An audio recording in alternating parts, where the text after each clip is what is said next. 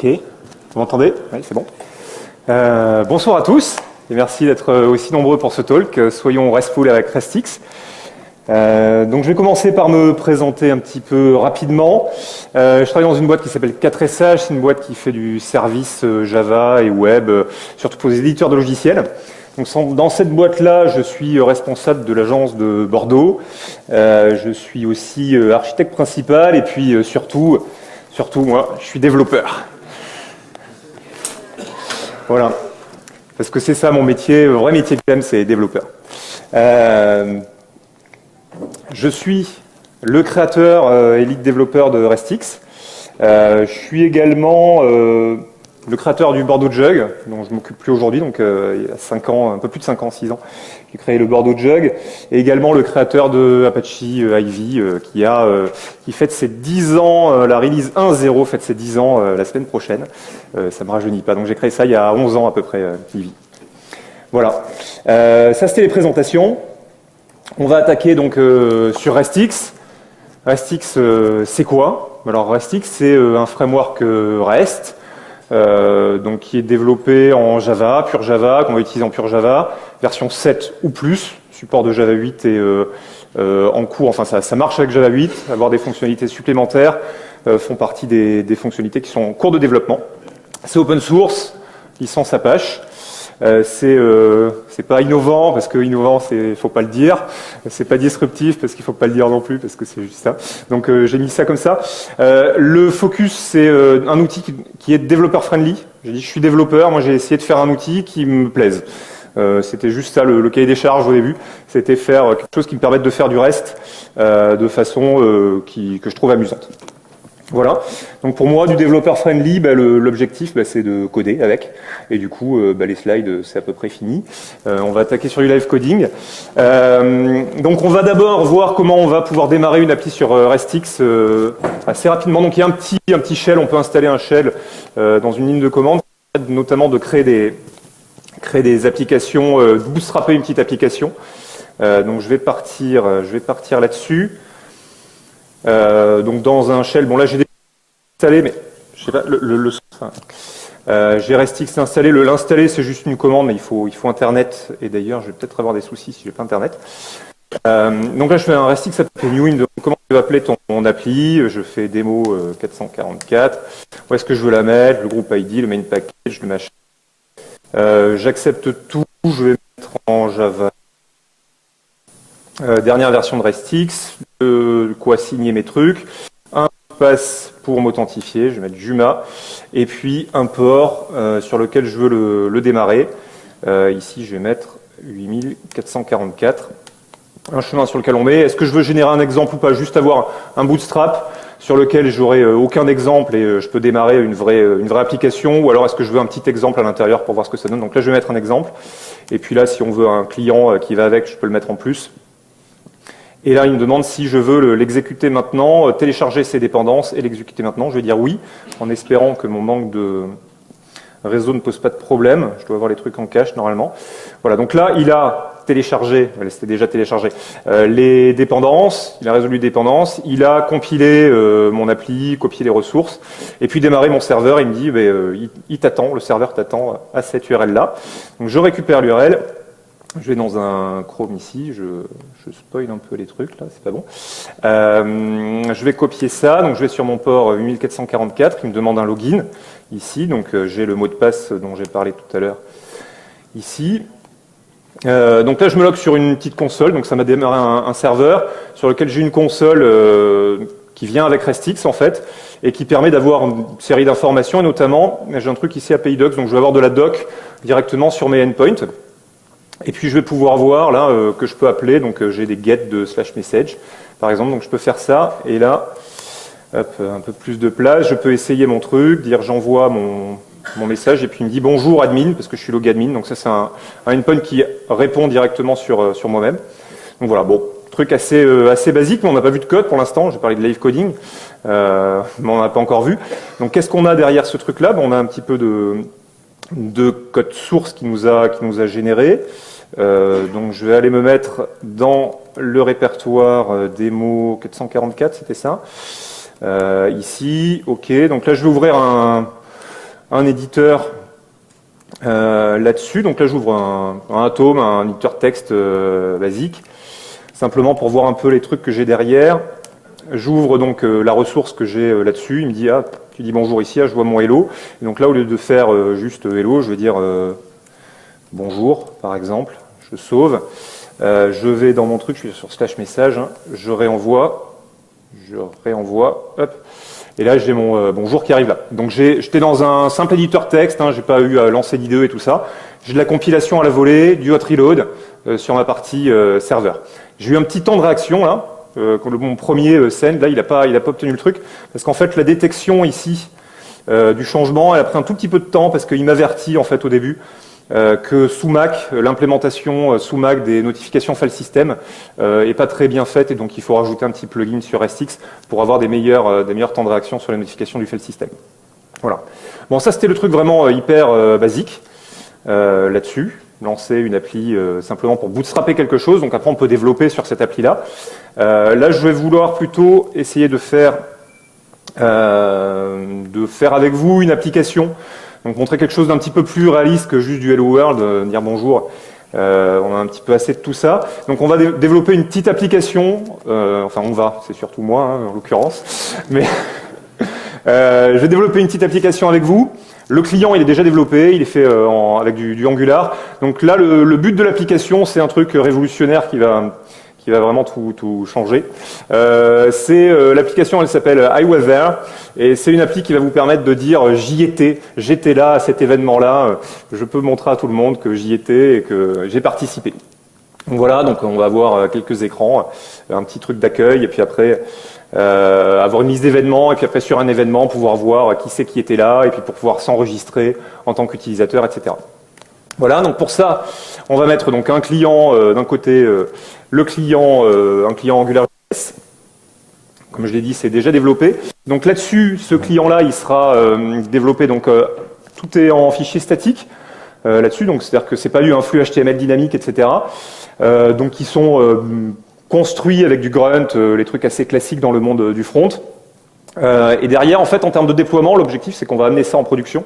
Et donc, en termes de déploiement, on va héberger ça sur GitHub. GitHub Pages, c'est gratuit, on peut avoir un nom de domaine associé et tout ça. Ou n'importe quel web server, c'est du statique. Okay, je ne vais pas vous montrer cette partie-là, j'ai pas le temps, mais c'est très simple. Enfin, cette partie-là est vraiment très très simple. Derrière, on va avoir un serveur RESTX. Donc sur lequel on va accéder, puisqu'on va accéder depuis ressources statiques sur le serveur RESTX qui est à côté. On va utiliser du CORS. Cross Origin Resource Sharing. Je ne sais pas qui parmi vous connaît CORS. Hop, un bon tiers. Donc pour ceux qui, même la moitié, ceux qui connaissent pas ce que c'est CORS, c'est un mécanisme en fait qui va permettre quand on est sur une page web, le navigateur, quand on va lui demander d'accéder à des ressources qui sont sur un autre domaine, les conventions de sécurité sur le navigateur font qu'il va commencer par demander au serveur est-ce que j'ai le droit de t'appeler depuis telle page web. Et là, le serveur, il doit répondre oui, non, etc.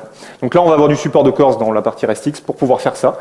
Développé donc en pur Java avec on va déployer à la fin sur Heroku, si on s'en sort. Ou on pourrait déployer sur du CloudBees ou n'importe quel web server derrière Java. Ok. On va avoir besoin de persister un petit peu des données, donc par rapport à ça, on va utiliser une base NoSQL, MongoDB, avec un petit driver, enfin un driver, c'est une petite surcouche au driver de MongoDB qui s'appelle Django, qui est développé par des Français, dont un que j'avais en cours il y a quelques années. Voilà, c'est une super librairie, c'est un truc top. Et il y a un support à l'intérieur de RESTX, il y a du support pour Django, donc vous allez voir un petit peu ce que ça donne. Voilà pour ces slides supplémentaires. J'y vais.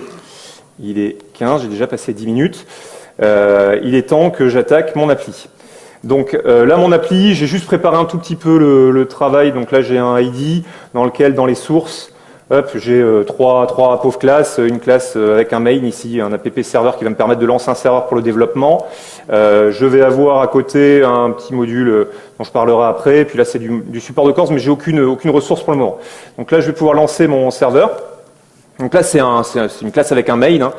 Donc ça vient quand vous générez une appli RESTX, ça vient avec une classe qui a son main, donc vous pouvez le lancer, vous n'avez pas besoin de déployer des choses, etc. Vous lancez cette classe qui a son main et qui embarque en fait un petit serveur embarqué. Là, c'est du Jetty, ça pourrait être autre chose. Il y a du support pour Tomcat aussi et d'autres serveurs.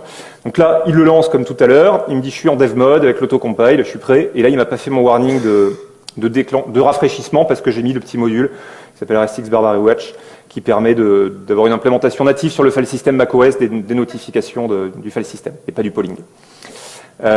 Donc là, si je clique là-dessus, j'arrive donc sur ma console, la console d'admin que j'avais tout à l'heure. Simplement, si je vais dans API Docs, là, j'ai quasiment rien, si ce n'est de quoi gérer des sessions, un mécanisme de session ce sont des sessions purement côté client, puisque c'est du REST, on reste stateless, donc on ne va pas utiliser les sessions du web server.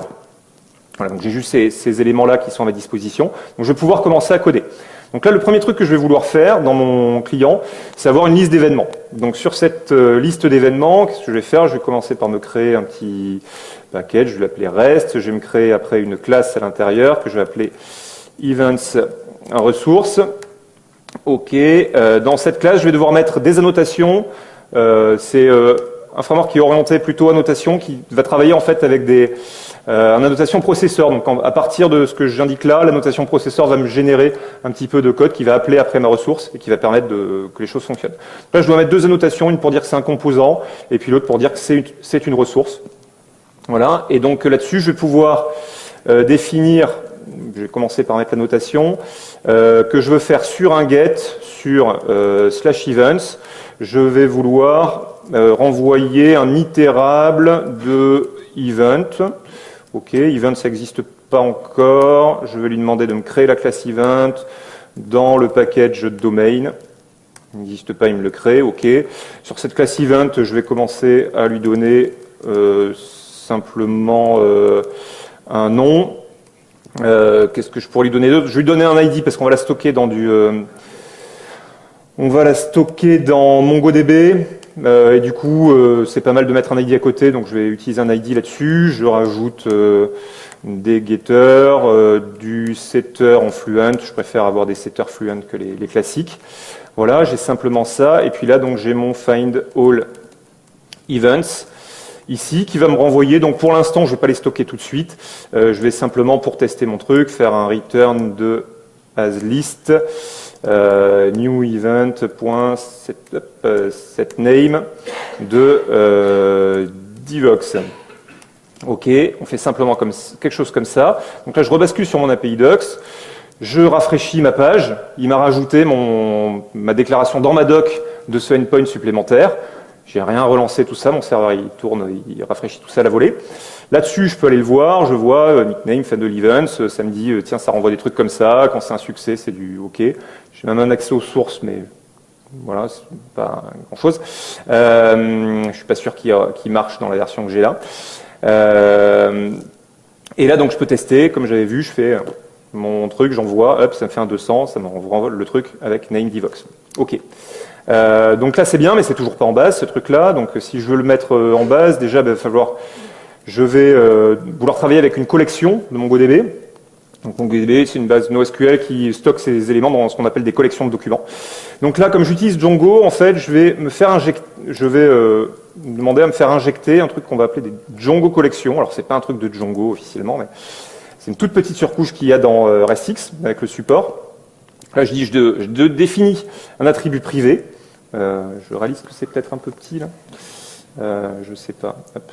Je vais grossir un petit peu. Hop. Donc là, je définis un attribut privé qui s'appelle events. Je dis que je veux me le faire affecter dans mon constructeur, donc on va avoir de l'injection de dépendance dans le constructeur. Et là, je vais dire qu'il est nommé simplement ce truc-là et que son nom c'est events. Donc là, en fait, je suis en train de nommer la collection que je veux me faire injecter. Donc ce truc-là, ça me permet de travailler sur une collection MongoDB qui s'appelle events. J'ai juste ça à faire et du coup, je vais avoir à ma disposition ici un supplier de collection Mongo sur lequel je peux faire un find derrière et dire que je veux les récupérer en tant que event. OK, donc là, j'ai mon truc pour récupérer tous les events de ma base. Donc si je retourne ici, que je fais mon send, je reçois un 200, mais je n'ai pas d'éléments à l'intérieur puisque ma base, il n'y a pas de truc dedans. Si je vais voir avec RoboMongo ici. Je dois avoir du coup, hop, refresh, il m'a créé une base dans MongoDB et des collections. Pour l'instant, j'en ai pas. Quand il a fait qu'un accent lecture, il n'a pas créé la collection pour autant. Donc là, je vais dire maintenant que je vais pouvoir créer des événements. Donc je vais faire un post sur /events. Donc là, ça va me renvoyer l'event que je crée. J'aime bien faire ça, surtout quand on positionne un ID, un truc comme ça. Donc là, je vais recevoir un événement en paramètres. Ici, donc ça va être un body param. En fait, ça sera l'événement, je vais le passer en JSON en tant que paramètre en body dans mon post. Et puis, donc ici, je vais faire un events.get, c'est un supplier. Là-dessus, je fais un save de mon Pojo qui est mon événement. Et puis, je renvoie cet événement-là. OK. Un code assez simple finalement. Je passe ici. Je vais retourner là. Je vois que j'ai mon post en plus qui est arrivé là. On commence à s'habituer. Là, je vais devoir lui envoyer donc du JSON. Comme j'avais défini un name, je vais dire name test. Hop, envoyer. J'obtiens ma réponse, name test, avec un ID derrière. Et puis, il m'a stocké ça dans MongoDB. Si je rafraîchis ici, j'ai ma collection d'events. Si je double-clique, OK, je vois mon truc qui arrive là et qui est dans ma base. OK. J'ai vu ce truc-là, c'est pas mal. J'ai pas mal avancé sur mon truc. Je peux maintenant le tester un petit peu avec le client. Je vous ai parlé qu'il y avait un client normalement pour ça. Où est passé mon client? Il est parti. Ah, j'ai pas accès à si. Hop. Donc voilà mon petit client sur le truc. Donc ça c'est un petit client plutôt orienté téléphone. Enfin c'est du responsive en fait. Donc là j'ai un truc de présentation simplement qui me dit voilà super nouvelle appli machin. Hop. Derrière je bascule sur l'application elle-même. Events, j'arrive là, et puis là, directement, il me propose de me loguer sur le truc. Il me dit, il faut te loguer. Pourquoi? Parce qu'en fait, RESTX, l'orientation, c'est que c'est sécurisé par défaut. La plupart des frameworks, la sécurité, on la rajoute, on la demande après, on doit dire, là, ça, on a le droit qu'à ça et tout ça. Et parfois, on oublie de sécuriser un endpoint. Donc là, en fait, l'approche est plutôt l'inverse, c'est qu'on va sécuriser par défaut, on va demander d'être authentifié pour accéder au endpoint, parce que souvent, on va travailler sur des applications où on a besoin de sécurité. Et du coup, on va devoir indiquer, parce que là, on s'en rendra compte, qu'on veut autoriser à tout le monde ces endpoints-là, et je vais même autoriser à tout le monde le fait de pouvoir créer des événements. Donc si je viens là, que je reviens sur ma liste d'événements, ok, j'ai mon événement qui s'appelle test ici, et puis je dois pouvoir normalement créer un événement, hop, et j'ai mon événement qui s'appelle Dbox. Ok, j'ai avancé un peu. Donc je vais rajouter aussi un autre truc ici rapidement qui va me permettre d'aller chercher un événement particulier. Du coup je vais simplement indiquer le chemin sur lequel je veux être. Bon, j'aurais peut-être dû vous montrer en fait avant la partie cliente ici qui utilise du ressource et machin. Donc la partie event, je vois que c'est du $ressource machin et qui est bindé sur ce /events de .key. Donc je peux reprendre directement mon chemin qui est là. Les chemins ici sont compatibles soit au format JAX-RS avec des accolades, soit avec le format Angular, ce genre de choses-là avec les 2 points pour les paramètres qui sont dans le chemin. Donc ici je vais dire, je vais rechercher un événement particulier. Donc ce que je vais renvoyer, donc c'est a priori un événement. Sauf que je suis pas tout à fait sûr, si on me donne pas une bonne clé, c'est pas forcément que je vais renvoyer un événement. Je peux ne pas en trouver. Donc là, je vais utiliser l'intégration qu'il y a avec Guava. Guava supporte du optional. Alors si on est en Java 8, on peut aussi utiliser les optionnels de Java 8 sur la version actuellement en cours de développement de RESTX. C'est une pull request d'hier au HackerGarten, ça. Et donc là, je vais pouvoir utiliser le optionnel pour dire je vais renvoyer optionnellement un événement. Et donc là, je vais chercher ça et puis je lui dis que ce que je m'attends, c'est une string key ici. Et puis je vais donc aller chercher sur mes events .get.find one new object ID, parce que ce qu'on m'a passé c'était une clé, je la convertis en object ID. Je vais dire as event, hop, je renvoie ça. Non, il n'en veut pas, bah oui, c'est un optionnel. Hop, optional from new label. de ça, puisque l'API de Django, elle renvoie nul quand c'est pas bon. Et là, plutôt que de renvoyer nul et que ça fasse des réponses un peu bizarres, je renvoie optionnel, et ça c'est reconnu par RESTX, et du coup, si je renvoie un optionnel absent, RESTX renverra une 404. Donc il fera un autre forme derrière. Voilà. Là, un truc qui vous a peut-être surpris, j'ai rien indiqué là. J'ai pas dit ce paramètre-là, d'où il vient, etc. Ceux qui sont habitués à du JAX-RS, qui parmi vous fait du JAX-RS, connaît JAX-RS, hein, la plupart des gens connaissent JAX-RS. Donc en JAX-RS, là, j'aurais dû mettre passparam pour lui dire que c'était mon passparam et lui dire c'est le passparam qui s'appelle qui. Dans RESTX, en fait, comme on utilise une annotation processeur, on a accès au nom des variables. Et donc là, on peut se dire, bah, tiens, cette variable-là, elle s'appelle qui. Là, j'avais un passparam qui était demandé qui s'appelait qui, donc ça c'est un passparam. Et si je le mettais pas, il va à la compilation, il va me dire qu'il y a un problème parce qu'il va me manquer mon passparam, qui demande d'avoir tous les passparams, et les autres seront considérés comme des query params. Je peux surcharger ça si je le veux, mais ça me fait un comportement de base qui me permet d'éviter de dire que je produis du JSON, je mets des machins et tout ça. Je mets peu d'annotations et j'ai mon rendu. Ok, donc là, si je reviens dans mon API docs ici, j'ai mon endpoint en plus, mais là je connais pas sa clé, mais ce que je peux faire là-dessus, c'est récupérer donc ma liste d'événements. Et ici, j'ai un mécanisme de navigation dans cette console qui va essayer de détecter est-ce qu'il y a d'autres endpoints qui peuvent utiliser les résultats de ce endpoint. Et donc là, ça me renvoie des événements. Et donc là, j'ai un petit use. Et il me dit cet événement-là, est-ce que tu veux l'utiliser pour poster quelque chose ou pour faire un get. Donc là, je pourrais l'utiliser. Par exemple, il va m'alimenter ce truc-là. Je pourrais simplement m'en servir comme template et puis faire test 2 et envoyer mon truc ici. Et puis, je crée un événement test 2. Okay, je vais avoir de la navigation comme ça. Si je reviens là-dessus, je peux aussi du coup naviguer, faire mon use, faire get events de key. Il m'alimente ma clé ici et je peux faire mon send et vérifier que j'obtiens quelque chose et que si je lui mets autre chose, je récupère une 404. Et quand j'ai une 404 derrière, il me dit, en mode dev, il va me dire attention, j'ai bien trouvé la route que tu me demandais, mais c'est l'élément que j'ai pas trouvé. Donc il va distinguer, quand on a une 404, tu fais JAX-RS, des annotations et tout ça, des fois on fait une typo quelque part, et puis en fait il nous fait une 404, on sait pas trop en fait si ce qu'il a pas trouvé, c'est juste l'élément qu'on cherchait, ou carrément qu'il a pas trouvé la route. Donc là il va distinguer si c'est un truc comme ça. Finalement j'ai dit qu'on faisait du reste, mais j'ai même pas montré qu'on pouvait effectivement utiliser ces éléments-là avec des choses vraiment très basiques. Hein. Donc je vais peut-être le montrer un tout petit peu au passage, je vais faire un curl ici sur http://localhost 8080/API/events. Si je fais ça, j'obtiens bien mes trucs. Bon, c'est trivial, mais c'est comme je n'avais pas montré. Ok, j'ai gestion basique d'événements, je peux avoir mon détail d'événements et tout ça. Mais pour l'instant, j'ai pas fait un seul test de mon truc. C'est pas bien. C'est pas bien. Qu'est-ce qu'on va pouvoir faire comme test en fait dans RESTX? Il y a un truc qui est assez intéressant pour les gens qui font des tests un peu tardivement, qui va permettre de faire des tests de non-régression facilement. Donc pour ceux à qui ça arrive encore de ne pas avoir tout testé avant d'avoir développé, quand ils sont en mode rapide comme ça, stressés par le temps, ce qu'on va pouvoir faire en fait ici, c'est aller par exemple sur cette route-là, /events, et là quand je l'envoie, en fait je me dis ah tiens j'ai un résultat, ça me plaît d'avoir ce résultat-là, je me dis c'est bien ce que j'ai développé. Là je fais send and record. Send and record ça fait quoi? Il envoie la requête, et il enregistre. Et quand il a enregistré en plus du coup, il me l'a fourni en tant qu'exemple dans ma doc. Donc là je vais avoir dans ma doc, dans ma console ici un exemple de si je fais un get events, alors je reçois ça comme truc. Ok, c'est pas mal d'avoir des exemples directement quand j'enregistre. Mais en plus de l'exemple donc, il m'a en fait enregistré ce machin-là sous forme d'un fichier, ici. Ce fichier-là, hop, j'essaie de grossir, j'ai un peu de mal avec voilà.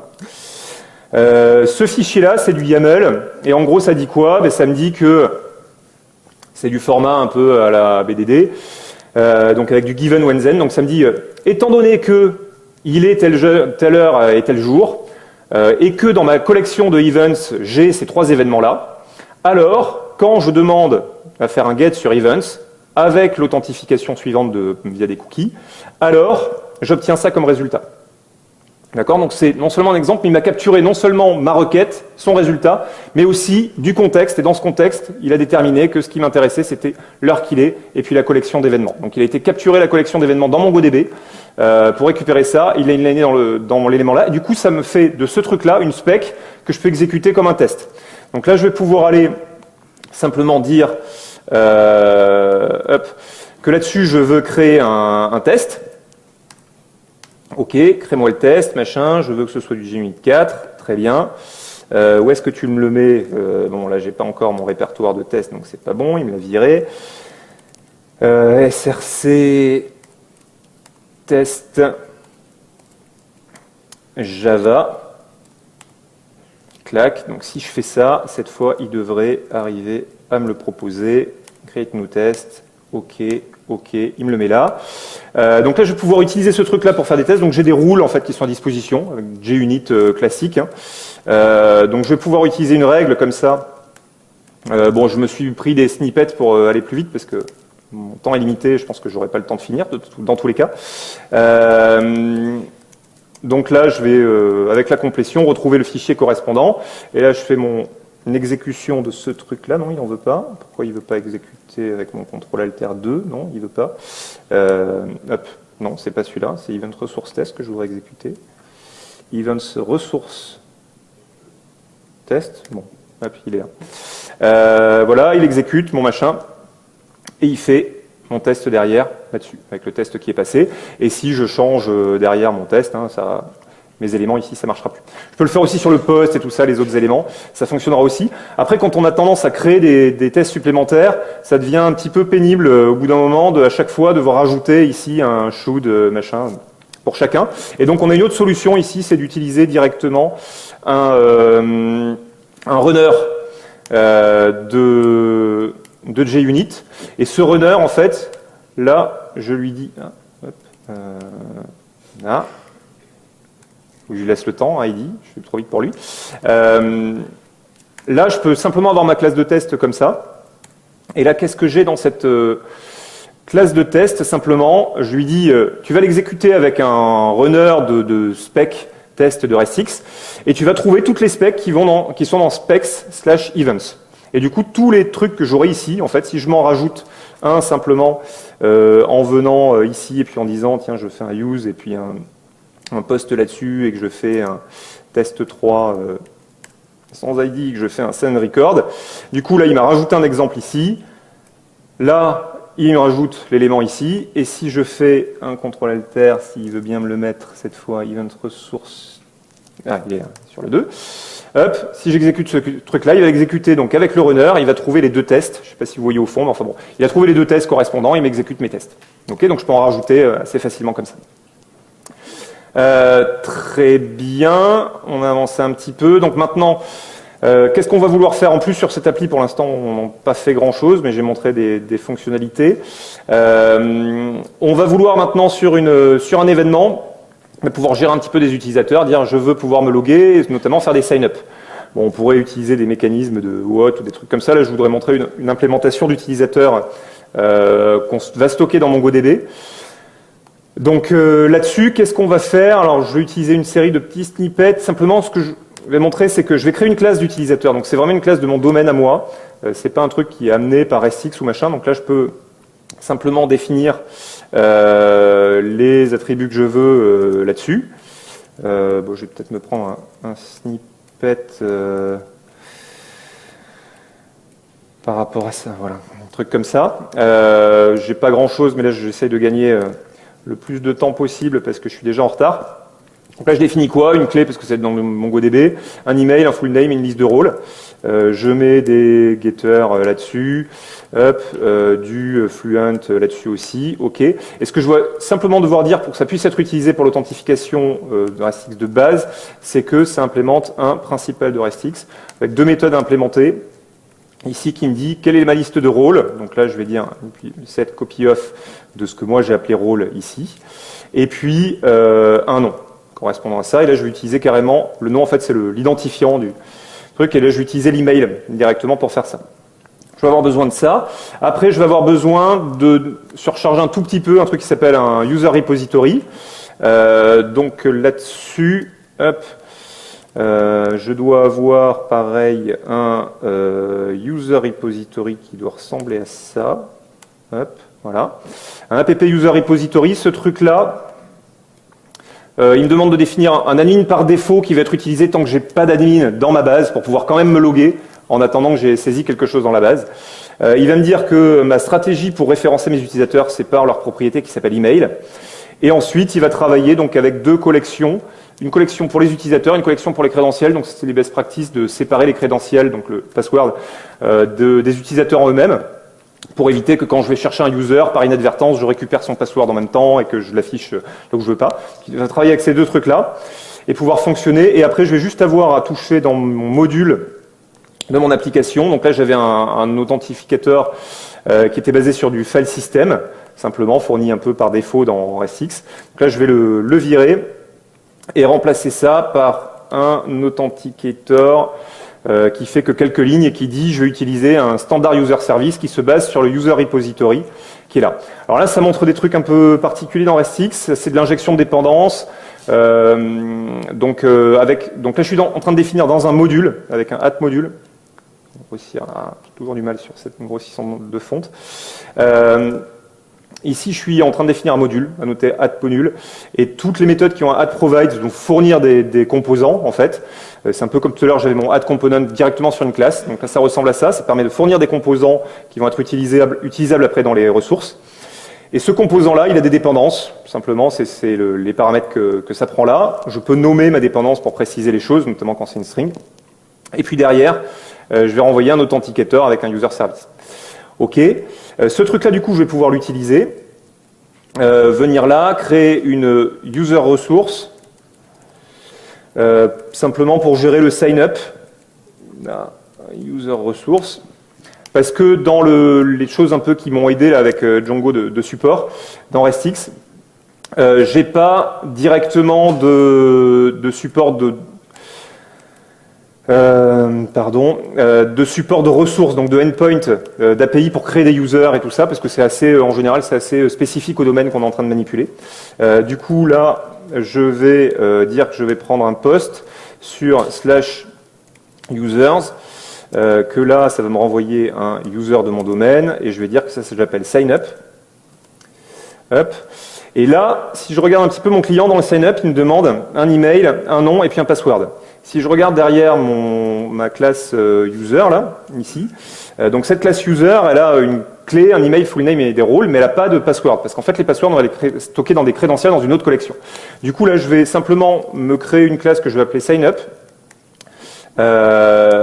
Ce sign-up, là, ça va être simplement le truc qui va me permettre de faire passer mes informations de sign-up sans qu'après ce soit stocké en base et que ce soit réutilisé, etc. Donc là-dessus, j'ai juste besoin des infos que sont mon email, mon full name et puis mon password, sauf que je ne vais pas passer directement le password. Bon, il faudrait du HTTPS, là j'ai pas de HTTPS, mais même si j'étais en HTTPS, pour pas garder le truc, je passe un hash du password, simplement derrière. Je vais mettre comme toujours mes getters, du Fluent là-dessus. OK, donc là j'ai un sign-up comme ça, et derrière je vais pouvoir simplement dire que je veux créer mon user. Mon user, je le crée dans mon repository de user. Donc là, même logique que tout à l'heure, je vais me faire injecter un composant, mon user repository, un app user repository. Ici, comme ça, je demande à ID de me construire mon truc. Là, ça y est, je l'ai à ma disposition. User repository, create user, de quoi? Un new user. Donc là, je vais recopier juste les infos qui m'intéressent. Donc dans le sign-up, je vais récupérer son full name. Je vais faire un set de l'email à partir du signup.getEmail. OK. Ça va ressembler à un truc comme ça. Je vais récupérer derrière ce user-là. Non, je ne vais pas le récupérer. Je vais pas faire ça comme ça. Il faudrait que je lui donne un rôle à ce user-là. Donc je vais extraire mon... Non, c'est pas ça que je voulais faire. Je vais extraire mon user ici avant de le stocker.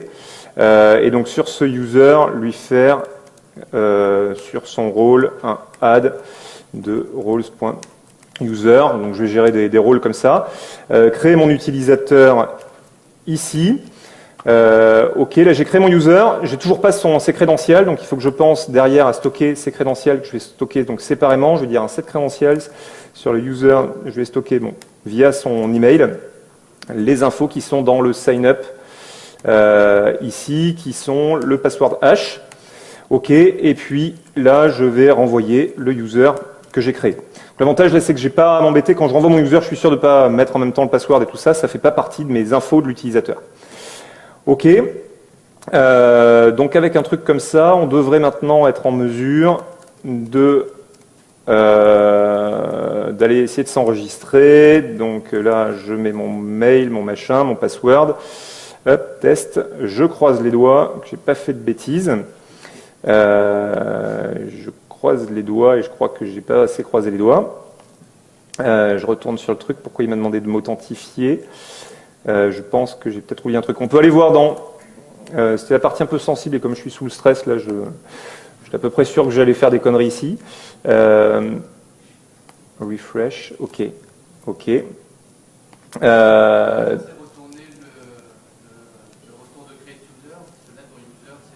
Ouais, en fait, celui-là, mais il est modifié directement. Donc, j'aurais pu faire un user reçoit comme ça, mais je pense pas que ce soit ça. Là, je pense qu'en fait, j'ai dû avoir. Je fais un post là-dessus, sign up, user, même machin. J'avais mes specs, mes trucs. Est-ce que j'avais eu ma compilation qui avait bien été faite à ce moment-là? Je sais pas. Ah, très bien. Permittal. J'ai eu le unauthorized en effet, puisque là, pour s'enregistrer, il ne faut pas déjà avoir un login. Bien vu. Merci. Donc je retente. Ici, hop, je remets ces infos là, hop, clac, et là j'arrive là, et là je suis authentifié Xavier Hanin, ça a l'air mieux, et merci beaucoup pour ça, et là si je refresh, donc j'ai une collection d'utilisateurs ici, qui va me donner donc mes infos d'utilisateurs et tout ça avec mes rôles, mon ID, et user credentials, donc qui est séparé, qui me donne donc ce sur quoi c'est basé, dernière mise à jour de ces crédentiels, et là, c'est même pas le hash que j'avais envoyé initialement, c'était un hash qui était un simple MD5, là c'est encrypté avec du bcrypt, donc qui est un algo de cryptage qui est assez sûr, donc qui peut pas être reversé, et si je réencrypte la même chose plusieurs fois avec du bcrypt, j'obtiens à chaque fois des choses différentes.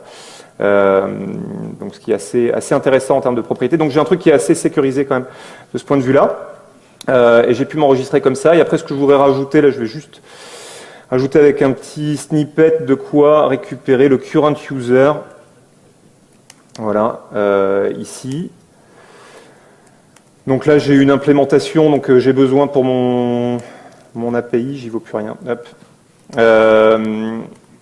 Mon client, en fait, il utilise un truc qui a besoin de récupérer l'utilisateur courant. Hop. Et donc pour ça, on va utiliser un accès à la session directement, mais qui est une session purement client, c'est pas une session serveur.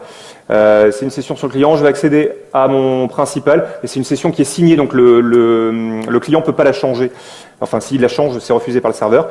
Et là, je vais dire si je demande current, alors je renvoie mon principal, sinon je vais regarder est-ce que je suis admin, il n'y a que l'admin qui peut aller voir les autres users que lui-même, et puis sinon je renvoie le user que j'ai trouvé par son nom. Donc un truc comme ça, donc ça va être utilisé après par le client, ici pour que si je refresh derrière, il doit encore voir que je suis Xavier Hanin, ici sinon il n'aurait pas pu le voir là-dessus. Ok, donc là je suis, j'ai avec ces quelques trucs là, j'ai pu gérer le sign up, je gère aussi du logout, directement là-dessus c'est un delete sur la session, et puis je vais gérer le sign in ici, donc je peux m'enregistrer, j'aurais dû me le mettre en snippet, je crois que je l'ai déjà mis. Hop, voilà, je peux m'enregistrer, tout ça et mon login qui est là derrière.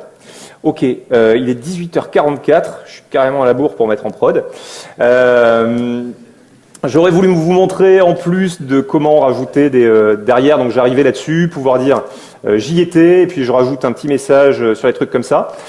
Je vais pas avoir le temps de le faire comme je le voulais, le seul truc que je vais peut-être indiquer, c'est une fonctionnalité qui est assez intéressante de pouvoir, à des moments, donc si j'avais pu faire les trucs que je vais pas faire parce que j'ai pas le temps, donc de dire j'y étais, l'attendee, et puis quand on dit j'y étais, on met juste le email hash pour éviter quand on récupère après les attendees, on récupère pas leur email, donc on va juste récupérer leur hash d'email.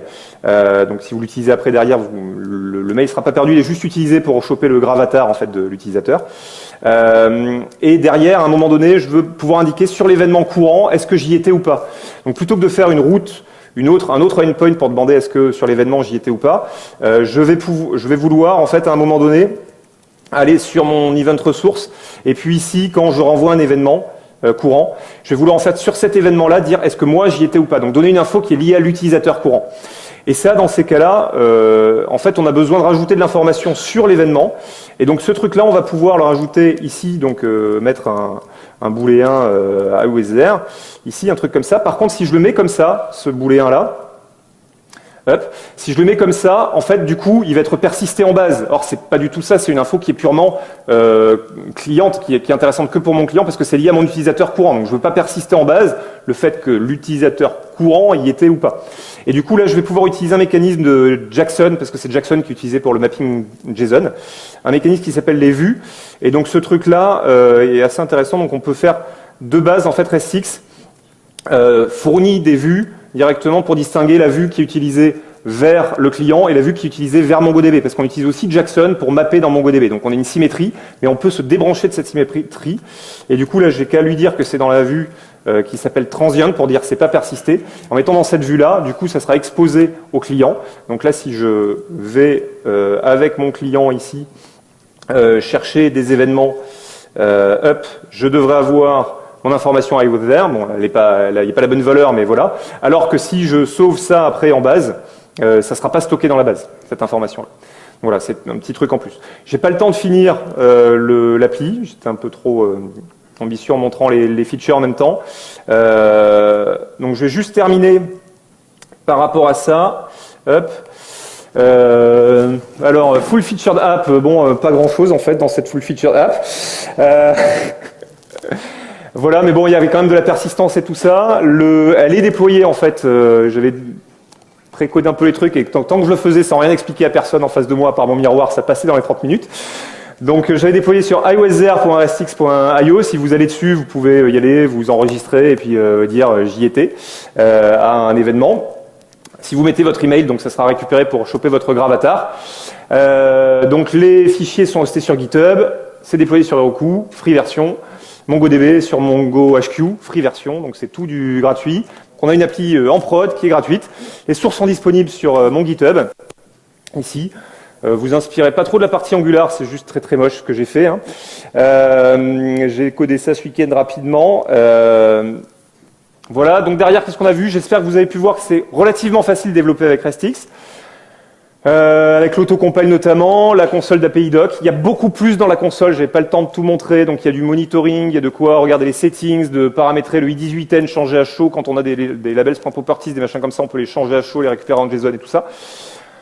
Il y a un mécanisme d'injection de dépendance qui est assez simple mais assez puissant et utile pour faire des tests comme ça à la volée, avec des specs en tant que test et d'exemple qu'on peut enregistrer. Il y a même un serveur de test qui fait une espèce de infini test dessus et qui lance des tests automatiquement dès que vous changez quelque chose dans vos classes. Pareil, je ne pouvais pas le montrer. L'espoir là-dessus, c'est que ce soit votre single page application best friend. Donc c'est vraiment un framework REST, pas un framework web. Ça ne fait que du REST, mais essaye de le faire bien pour matcher pas mal avec du Angular. Derrière, est-ce que je peux l'utiliser REST-X? Oui, c'est open source, et oui, on peut l'utiliser même pour de la prod. Donc nous, chez 4SH, on a déjà 4 applis en production avec ça. Alors on ose un peu, mais ça marche très bien, ça se déploie dans un conteneur de servlet, donc du Tomcat en prod, qui est monitoré. Le truc qui va tourner comme il faut. Et derrière, la partie runtime, en fait, elle est très très simple. Le runtime qui achemine vraiment jusqu'au truc avec du Jackson, etc. pour les mappings, c'est des choses très classiques. Donc ça fonctionne très bien. Ça commence à être éprouvé. On a 3 applis aussi en développement. Le déploiement, ça date de septembre. Et puis vous pouvez déployer vraiment, c'est du standard Java. Vous pouvez le packager avec du Maven, avec du Ant, du Gradle si vous voulez. C'est pas supporté d'emblée, mais c'est facile à faire.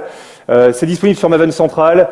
Une palanquée de modules disponibles. Vous pouvez piocher dedans. La console d'API Docs et tout ça, c'est pluggable. Vous pouvez développer des plugins pour ça et tout ça. Il y a une communauté qui est en train de naître autour de tout ça. Il y a pas mal de contributeurs. Hier au Hackergarten, il y avait du monde.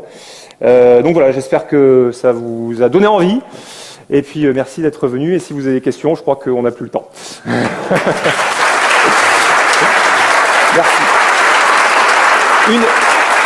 Une minute. On a une minute ou deux, donc une minute ou deux pour des questions, si vous en avez. Merci. Tu utilises quoi pour l'autocompile? Alors, qu'est-ce que j'utilise pour l'autocompilation? En fait, c'est assez simple. Donc, c'est basé sur le file system de Java 7, donc pour détecter les changements. Et après, derrière, ça appelle le compilateur JavaC. Donc, l'API, donc je détecte s'il y a tools.jar en fait disponible dans le ClassPass. J'utilise le compilateur JavaC directement qui est disponible dans tools.jar pour faire la compilation. Et après, simplement, il y a la problématique, c'est pas tellement la compilation, après c'est surtout le rechargement à chaud des choses. Et donc ce qui se passe, c'est qu'il y a un class loader qui est chargé par RESTX et, en mode développement.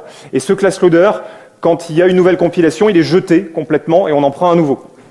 Comme c'est du stateless, ça marche très bien et ça envoie les trucs, enfin ça fonctionne très bien parce que tout est stateless. Donc là, ça utilise vraiment les propriétés de REST par rapport à ça. Et on a pu voir, là mon serveur, je l'ai démarré au début, je ne l'ai pas arrêté de la demi-heure, ça fonctionne vraiment très bien. D'autres questions?